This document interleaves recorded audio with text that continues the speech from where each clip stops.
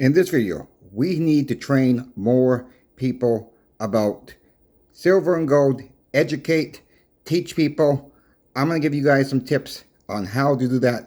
I'll also tell a little bit of a story of how I first started getting into silver. Mostly silver, not so much gold, as you guys know. It's mostly about silver that I stack, but I do talk about gold every once in a while. Please like, share, and subscribe. I'm trying to get to 4,300 subscribers by the end of November. Currently, we are seen at 1,181 of us. Thank you so much to all of you who have subscribed so far. Let's just get into the video. Let me begin with how I started out. Now, I was home late one night. This was probably back around 2005. I was flipping to the cable network, and I saw some coins on TV. Yeah, I paid up for them, folks. I was green, didn't know what I was really doing, and I paid up for them. So I was talking. A couple of years ago by, I started working at the hospital in the state of Maine, and I got to know a guy named Patrick, and he said he was going to a coin show. I said, "Where's the coin show at?" And he said, "You interested in coins?" I said, "Well, I started dabbling in it, a couple of years ago, but I really don't have a lot." He says, "Well, why don't you come with me?" So I went with him, and I brought a couple $100. I spent most of the couple $100, and we were going to go out to lunch, and I was really didn't really plan for lunch either, but he happened to pay for the lunch. He says, "I'll buy you your lunch. I know you're kind of broke right now because you spent $200 at the coin show." And so every about 3-4 months there was a coin show in Brunswick, Maine, or we had to go to South Paris, Maine, or every now and then there was one in Old Town, which Old Town from our house was pretty far to travel, to say the least. But anyways, then I started doing the flea markets and stuff like that. I started flipping a little bit here and there, and I really started getting into it. But I was still green, folks.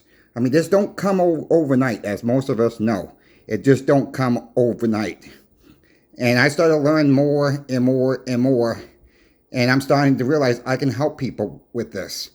And, there was a lot of people that were new to it too, coming to the table that I had for the flea market. And I was doing really, really good with it. But, it's seasonal up in Maine. It's cold in the winter. You can't do it in the winter. So you really have late spring into early fall, maybe into mid-fall, depending on how cold it gets. Then I started doing Christmas wreaths at the flea market. I was the only booth down there. I sold a crap load of Christmas wreaths, handmade. I had some education on that, how to make those from a friend. And we were selling for $5 or $6 if they wanted a bow on it or whatnot. And we probably sold 600 wreaths one season. I did that for a couple years. Had a little bit of income on that. But as the seasons went by, I realized there was not a lot of people that was really into silver, gold, platinum. I kind of took a break for a while. Come down to Florida, I started dabbling in it again, and now I'm working in the coin shop. So, the tips are, we have to try to talk to our friends and family about silver and gold. Maybe ask them this Christmas or this Thanksgiving, what type of credit card do you have in your wallet or purse? Read me the name of the credit card that you have. See if it says gold, platinum, or silver. In all these games, I used to play the World of Warcraft game. World of Warcraft. Let me spit that out right. They have coins in that game too. Copper, silver, and gold. Copper's, of course, worth less. Silver's worth a little bit more. And gold's the king of almighty in that game. All our games are based around silver, gold, copper, maybe platinum. Super Mario Brothers. Mario's about the gold coins for Nintendo. It's all in our lives. People just don't realize how much that we need silver and gold. Maybe not so much gold, because silver's in everything that we use just about. And, take them to a coin show, folks. For one, take them to a coin show. Get them educated. Play a game this Christmas or this Thanksgiving. I don't care if it's Yahtzee, Monopoly. You beat me, I'll give you a silver dime. I'll give you a silver quarter. So on. It could be ping pong balls. I've talked about this on the channel before. The younger they are, the kids, I'm talking mostly the kids, 5, 6. I mean, that might be a little bit too young for some kids, But some kids can grasp it at 5 or 6. You know, they like competition. People like competitions. You know, if it's a small game with the family, teams, build teams up and see which one really grasp it more and see who gets really more interest. You could go back to when they were born. Do you remember how much a loaf of bread, how much was a loaf of bread when you were born? How much was a gallon of milk when you were born? How much was a gallon of gas? You can do a trivia game, whatever it takes to teach them. People like competition once again. And you know what? That would really drive it home to some people and say, okay, now look at the price of gas now. Look at the price of a gallon of milk now from the year you were born. And say, how many more dollars? But now look at silver, especially silver. Bring out the silver chart with them. Have the silver information in front of you. And show them that silver has gained in value. Well, maybe not so much gain in value. It's hold its value to keep its purchasing power. Yes, some people will say silver has not kept up. I will agree with that comment. So before I get any of those comments, yes, I agree. Silver should be a lot higher right now. But these are all 1 ounce bars right here. 1 ounce Germanium mint bars, 1 ounce nightcap bar. These are just more condensed. The same weight. They're a lot smaller, as you can see. They're just a lot thicker than the Nidea bars. I mean, these are Germanium mint. I love these. I call these little silver beans. That's what I call these ones. I like all types of silver, folks. If I can find a deal online, I'm going to pick them up. These came from Liberty Coin, I do believe. And I know for a fact the Nidea bars came from Bowen Exchanges. I did get a lot of 5 at first. I like them. I bought a whole case of 35 bars. I did a really good deal when silver was a lot lower and bought a whole lot of 35. I've shown those before on the channel too in the past.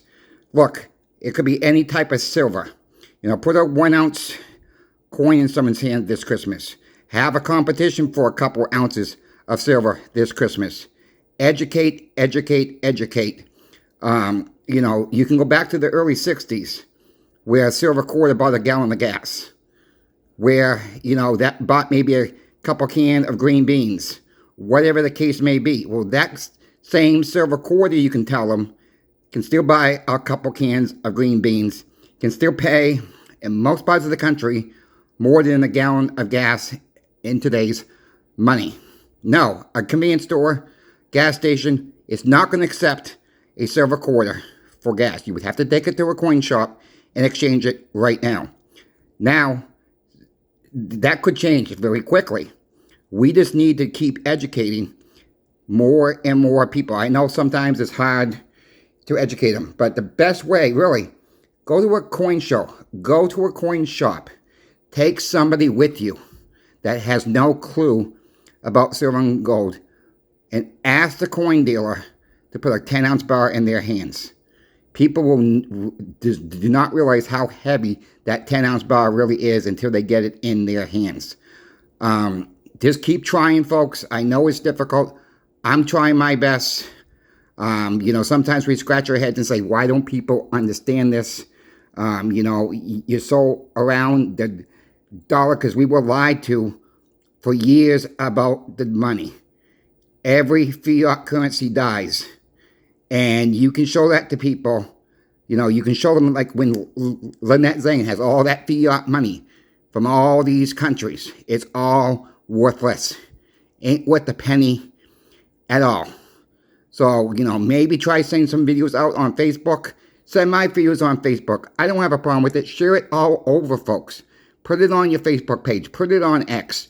Wherever we can get this information out to more and more people. If you can wake up one person before the end of the year and educate them before the end of the year, that's one more person.